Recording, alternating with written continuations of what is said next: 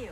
You may have heard that Shang-Chi is a skilled martial artist. That's an understatement. This guy is one of the best hand-to-hand fighters in the world. He may even just be the best. Proficient in multiple disciplines and able to focus his chi into extremely powerful attacks, he has defeated many martial arts masters in his time, as well as superhumans. And he's not even superhuman himself. Impressive stuff. With a main character like that, the Shang-Chi movie could be a first for the MCU, a true martial arts actioner. Sure, there's fighting in other movies. Black Widow is skilled in hand-to-hand combat, as are the likes of Gamora and Cap, but we've never seen a character like Shang-Chi in these movies before, and they're going to need choreography on the level of The Raid to do him justice. Could this movie be the one to take the MCU's fight scenes to the next level? If you watched the Marvel Netflix shows like Daredevil and The Defenders, you may remember an organization called The Hand. The hand. It had to be the hand. You may also remember that they were kind of a damp squib. Anonymous ninjas with confusing motives, it wasn't the greatest take on a legendary Marvel Comics antagonist. Enter Shang-Chi. He has faced off against the Hand many times in the comics, and if you were looking for a way to reintroduce the organization and give them some real bite, this could be the way to do it. Not only would it be an opportunity for some awesome action sequences with Shang-Chi facing off against armies of ninjas, it would be a way of making the Hand mysterious and dangerous again. And speaking of mystery and danger, What happened to picture? Go to overlap.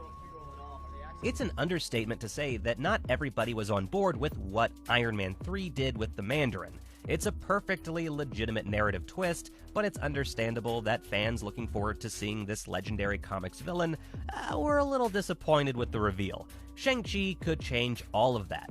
The Mandarin's presence has been confirmed, the actual Mandarin, not Sir Ben Kingsley with a man bun. And what's more, he'll be played by legendary Hong Kong actor Tony Leung. Speaking purely in terms of the Shang-Chi movie, that means we can look forward to a really powerful, compelling antagonist. But speaking in terms of the wider MCU, part of the Mandarin's deal is that he's either armed with or sometimes searching for the 10 rings. These priceless relics give him incredible magical skills, kind of like the Infinity Stones, though they're not that universe-breakingly powerful. The rings themselves came from outer space, ancient technology containing the souls of cosmic warriors who died thousands of years ago. They gave the Mandarin various abilities, including focusing his psychic energy, rearranging matter, and firing powerful electrical blasts. Some rumors even suggest the movie will feature a martial arts tournament, in which the 10 rings will be the big prize. Cool weapons? Check. Cool visuals? Check. A new potential MacGuffin to replace the destroyed Infinity Stones? Check. While we haven't had any mention of the physical 10 rings in the MCU so far, we have seen another 10 rings mentioned. It happened to be the name of a terrorist organization that has been lurking in the background since the beginning, though you may not have noticed their presence. That's because the group haven't been the primary antagonists of any of the MCU movies, but there have been plenty of sly hints of their existence. For example, it was probably them who kidnapped Tony Stark way back in the first Iron Man, and they've been involved with dastardly schemes in Iron Man 3 and Ant-Man. We've had confirmation that they will make a major appearance in the Shang-Chi movie, and it's about time they came to the forefront. Fin Fang Foom! I mean, it's just a great name, isn't it? Fin Fang Foom. Say it, it's fun. We'll wait.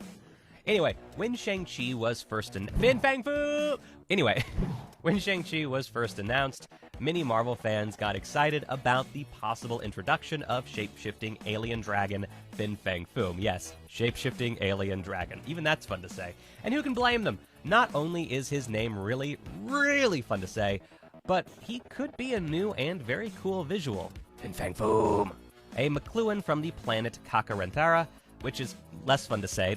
I probably just butchered that, but whatever. This guy crash-landed hundreds of years ago in ancient China and has been snoozing ever since. The Shang-Chi movie could be a great opportunity to wake him up, either in the main movie or potentially in a post-credits scene. Either way, how can a shape-shifting alien dragon not improve the MCU? We have arrived. Fin Fang Foom! I'm the immortal Iron Fist. You what? Iron Fist. Danny Rand! What happened, man? We don't want to dump on it too much. This is a positive channel after all, but unfortunately there's not much that's positive to say about the Netflix version of Iron Fist. an iconic Marvel hero became kind of a pain in the ass, a brat who was only fun when other people were hitting him with insults. In the comics, Shang-Chi and Iron Fist go way back, so if Marvel were going to reintroduce him, either to give Finn Jones another shot or to bring in a new actor, this would be the best place to do it. He's a powerful fighter, highly skilled in martial arts. It would be pretty cool to see them come into conflict. Classic buddy material. They could start off at odds, but then join forces for the greater good. And while we're on the subject of joining forces, could Shang-Chi introduce the Heroes for Hire? Now, before you go rushing to the comments, yes, we know that the most well-known version of the Heroes for Hire is made up of Iron Fist and Luke Cage. But there have been other versions too, and one incarnation of the famous street-level team featured none other than Shang-Chi. If Marvel wants to try the whole team-up thing again, the Heroes for Hire could be a fun way to do it, and it could also be a way of reintroducing Iron Fist, and maybe even Luke Cage. And even if that doesn't come to pass, there are plenty of other potential teams to choose from, as we'll see in our next entry. Assemble. Comics, man. Everybody's always joining forces, teaming up, breaking up, assembling, disassembling. Keeping track of it all is the stuff of full-time employment.